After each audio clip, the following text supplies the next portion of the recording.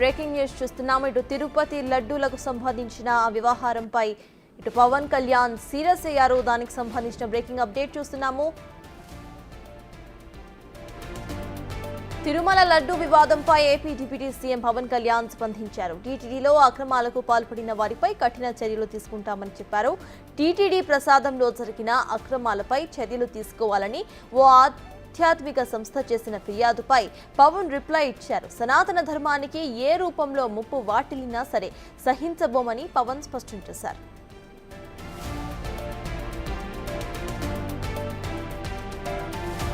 తిరుపతి లడ్డూ తయారీలో కల్తీ నెయ్యి కలవడంపై అప్పటి టీటీడీ బోర్డే ఈ ప్రశ్నలకు సమాధానం చెప్పాలని పవన్ డిమాండ్ చేశారు. ఆలయాల్లో జరిగే అంశాల పర్యవేక్షణకు జాతీయ స్థాయిలో సనాతన ధర్మ రక్షణ బోర్డు ఏర్పాటు చేయాల్సిన సమయం ఆసన్నమైందని పవన్ అభిప్రాయపడ్డారు. కల్తీ నెయ్యి విషయంలో బాధ్యులపై కఠిన చర్యలు తీసుకుంటామని డిప్యూటీ సీఎం పవన్ కళ్యాణ్ స్పష్టం చేశారు.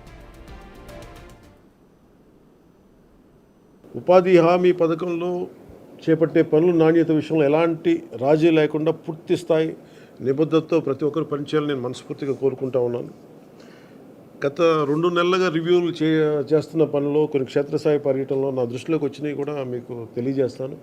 అలసత్వం వహించిన వారిపై ఎలాంటి మొహమాటం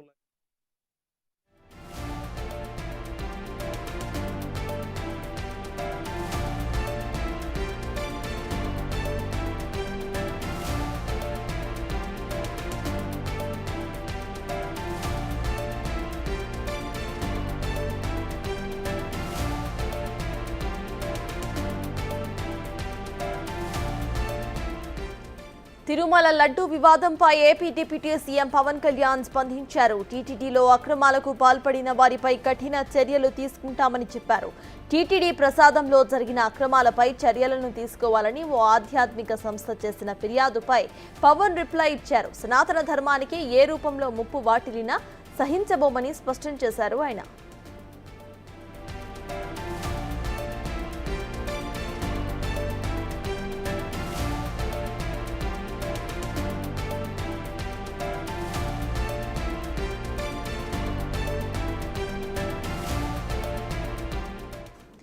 ఏపీ డిప్యూటీ సీఎం చేసిన వ్యాఖ్యలకు సంబంధించిన అప్డేట్స్ మా ప్రతినిధి శివ అందిస్తారు. శివ, చెప్పండి. ఇటు తిరుమల లడ్డు వివాదంపై ఇటు ఏపీ డిప్యూటీ సీఎం అయితే స్పందించారు. దీన్ని ఎలా చూడాలంటారు? ప్రజెంట్ అప్డేట్స్ ఏంటి? ఇక విచారణకు సంబంధించి ఏమైనా అప్డేట్స్ ఉన్నాయా? మొత్తం మీద చూసుకుంటే కనుక తిరుమల తిరుపతి దేవస్థానం లడ్డు వివాదానికి సంబంధించి కూడా ప్రభుత్వం చాలా సీరియస్ గా కూడా ఉన్నట్లు అర్థమవుతోంది.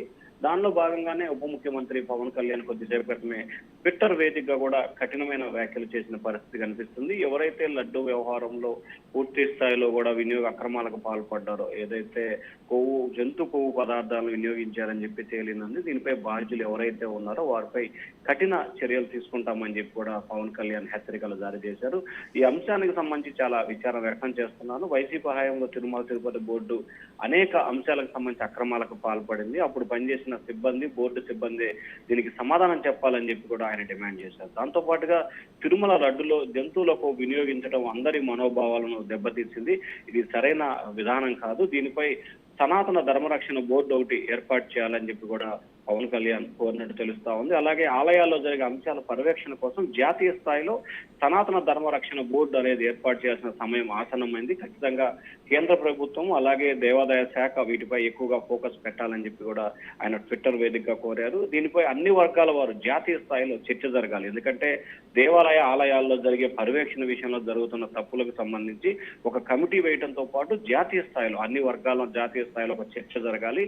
ఆ చర్చ జరిగిన దాని పెదప ఎటువంటి రక్షణ చర్యలు తీసుకోలేదు, దానిపై కూడా ఒక అభిప్రాయానికి రావాలని చెప్పి ఆయన కోరారు. అలాగే సనాతన ధర్మానికి ఏ రూపంలో ముప్పు వచ్చినా కానీ మనమంతా కలిసి కట్టుగా వ్యవహరించాలని చెప్పి పవన్ కళ్యాణ్ అయితే పిలుపునిచ్చిన పరిస్థితి కనిపిస్తుంది. ఎందుకంటే తిరుమల తిరుపతి దేవస్థానం లడ్డుకి ఎంతో పవిత్రత ఉంటుంది. లడ్డు విషయంలో దాదాపుగా ప్రపంచవ్యాప్తంగా కూడా చాలా ప్రాముఖ్యత ఉన్న పరిస్థితి కనిపిస్తుంది. అటువంటి ప్రాముఖ్యత ఉన్న లడ్డు విషయంలో గత ప్రభుత్వం వ్యవహరించిన తీరు, అలాగే జంతువుల కొవ్వును వినియోగించడం పట్ల కూడా పవన్ కళ్యాణ్ అసంతృప్తి, ఆగ్రహం వ్యక్తం చేసి కఠిన చర్యలు తీసుకుంటామని చెప్పి ఆయన ఎక్స్ వేదికగా కూడా ప్రకటన చేశారు. Right, thank you Shiva.